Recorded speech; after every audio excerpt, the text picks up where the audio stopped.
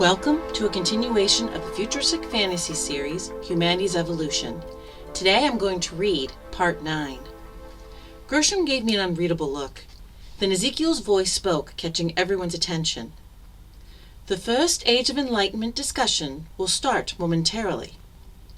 My companion then popped one final sushi roll into his mouth and placed his plate on the table.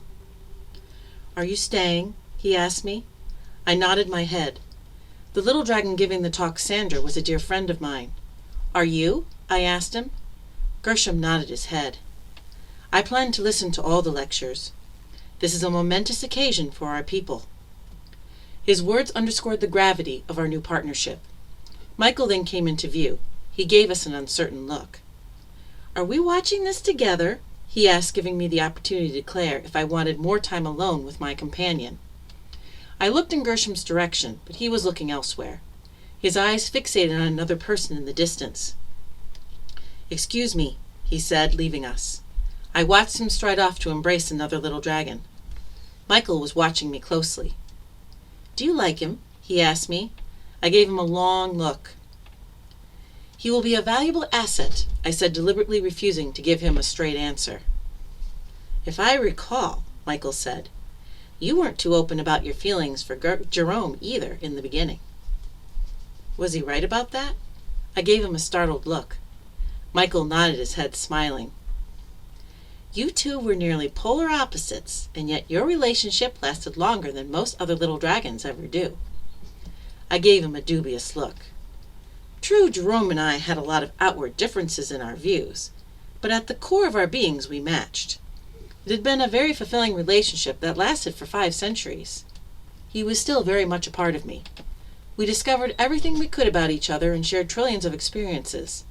The two of us reached a true pinnacle of bliss. When there was nothing more to learn, share or do together, we went our separate ways. It was a perfect ending.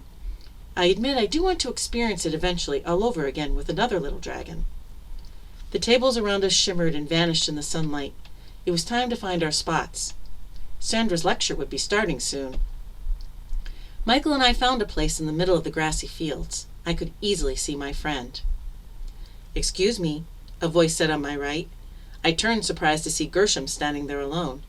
He gave me an uncertain look. "You don't mind me being here, do you?" he asked. I gave a negative shake of my head, my eyes searching for the companion he embraced. "Your friend's not joining us?" I asked. He shook his head and looked right into my eyes and smiled. "She has other plans, just like me today." That look and his words caused my heart to unexpectedly flutter, and my face flushed, the first signs of attraction. It was a pleasant experience, and one I hadn't had in quite a while. I gently took a hold of his hand to see if he and I were thinking the same thing. He didn't pull away. That ends Part 9 of Humanity's Evolution. Next week is Part 10, and if you simply can't wait until then to hear how the story goes, feel free to visit my website, www.reneeannhughes.com, to read Humanity's Evolution in its entirety, as well as the continuing story, Social Conundrums. If you would like to contribute to this series, please feel free to become a Patreon. Details for joining are on my website, and also please subscribe to this YouTube channel so you won't miss any new videos. Goodbye, and thanks for listening.